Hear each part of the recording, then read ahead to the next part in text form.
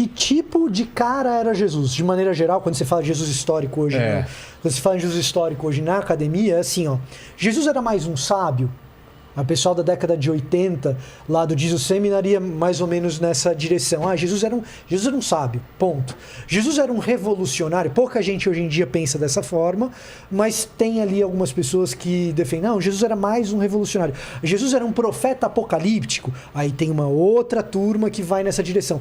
Mas a pergunta não era tanto se Jesus existiu, mas que tipo de cara que ele era no meio desse caldeirão fervilhante do primeiro século. Agora, uma coisa é certa, dificilmente Jesus tinha essa cara de Tiradentes que a gente então, eu queria falar. Esse é um cara que ele usava a mesma foto pro Tiradentes para Jesus. O pessoal não percebia a diferença, né? Jesus tem Obi-Wan Kenobi também. Mas né? até falando que tipo de cara é Jesus, hoje a gente tem uma visão de Jesus de um sábio e de um cara de paz e amor. Eu já caminho mais pelo lado do revolucionário, porque o Império Romano matou. A religião da época matou Jesus. E a gente não mata sábios que pregam paz e amor, a gente mata ameaças. Então eu acho que Jesus veio para subverter um sistema. E aí, para mim, esse é o maior milagre de Jesus, né? Porque nós temos os milagres que está no campo da nossa fé. Jesus andou sobre as águas, multiplicou pão, ressuscitou. Jesus ressuscitou.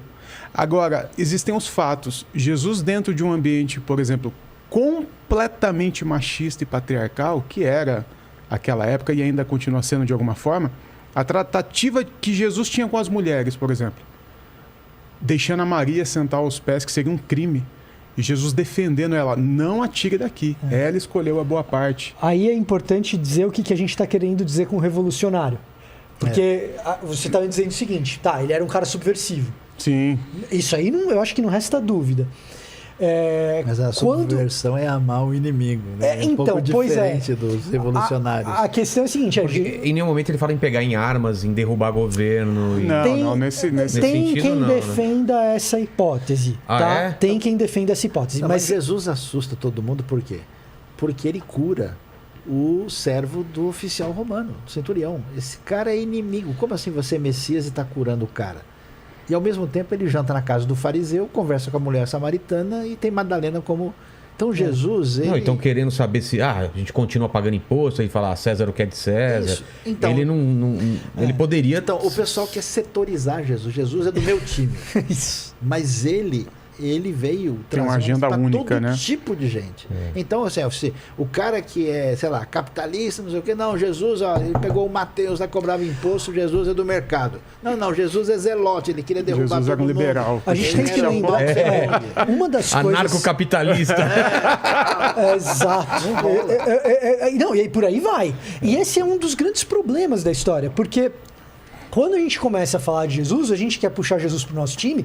E aí, quando o professor Sayão trouxe o Reimarus, essa história lá no século XIX que começou, a galera querer fazer o tal do Jesus histórico, ela termina, porque começa com Reimarus e termina com um camarada chamado William Wrede, e depois do Wrede, um cara chamado Albert Schweitzer, que é o mesmo do hospital lá no Rio de Janeiro. Sim. Tem o Hospital Albert Schweitzer, que é um hospital famoso ali no Rio, que é um hospital público. Porque o Schweitzer era médico, por isso que o nome dele é nome de hospital, mas ele era teólogo também. E ele escreve A Busca pelo Jesus Histórico no comecinho do século XX. Ele vai dizer o seguinte, olha, muito legal, muito bacana a gente escrever sobre quem Jesus era, de qual time que ele jogava. Só que o que vocês estão escrevendo, vocês estão projetando quem vocês querem que Jesus seja, falando do Reimarus, falando de do Ernest Renan, do Wrede, do Ferdinand Christian Bauer, toda essa turma aí do século XIX, dizendo, vocês estão escrevendo um Jesus à imagem e semelhança de vocês. Em vez de querer ser a imagem e semelhança de Deus, vocês estão descrevendo um Jesus aí à imagem e semelhança de vocês. Então, o grande risco é esse. Mas é uma coisa muito, muito humana isso, né? De cada pessoa que vai representar Por Jesus isso, tentar fazer parecido com ele próprio, né? Você pode capitalizar sem pagar royalties, né? É verdade. É o mais barato. Então o cara bota e às vezes é na má intenção. E às vezes é na má intenção. Por quê? Porque você tem uma ferramenta muito poderosa. Você está dizendo que aquele homem ali é Deus. Se aquele homem ali que é Deus, ele parece comigo... Ele é um padrão. Cara, você tá entendendo? Pode virar uma arma perigosa esse negócio. E virou. E virou. Né? Virou. Não, ao longo da história a gente tem exemplos disso. Agora é curioso que não tem como você definir nem a aparência de Jesus. Então o pessoal fica tentando. Na verdade, o povo de Israel, os judeus não são uma raça. Os judeus são uma unidade étnico-religiosa no qual entrou todo tipo de gente, desde os tempos antigos, né? O pessoal, até essas coisas de que o pessoal era machista, calma aí, não muito mais do que os europeus.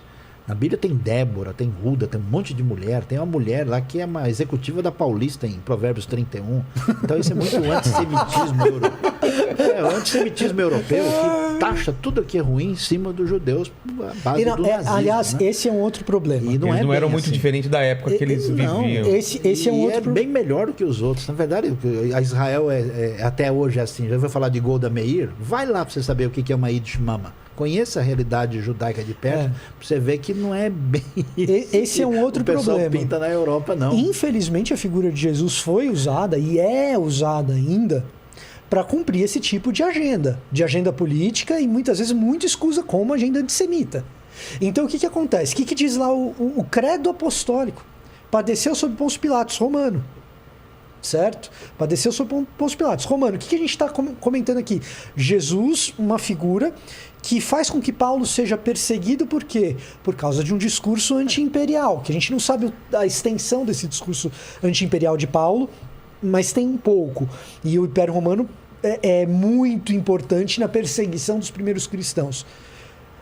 Como que essa história ela é recontada a partir do século III, algumas pessoas dizem a partir do século II, mas a partir do século III, século IV, não, Jesus que foi morto pelo judeu ali. E aí começa uma história muito triste em torno dessa figura extraordinária chamada Jesus. Como se ele fosse russo, chinês, né? E os outros eram judeus. Ele Exato. De perseguição dos judeus ao longo dos séculos, e a gente entra na Idade Média com histórias absolutamente horrorosas, que, se a gente for mencionar aqui, história de mulher grávida sendo assassinada por causa de Jesus? Claro que não. Por causa de Jesus, né? Por causa de uma apropriação que se faz do cara e da história, e recontando a história de uma maneira a servir a uma determinada narrativa. Isso desemboca, evidentemente, muito claramente no nazismo. Agora, o antissemitismo não é o único problema. Em nome de Jesus, a gente também fez outras barbaridades.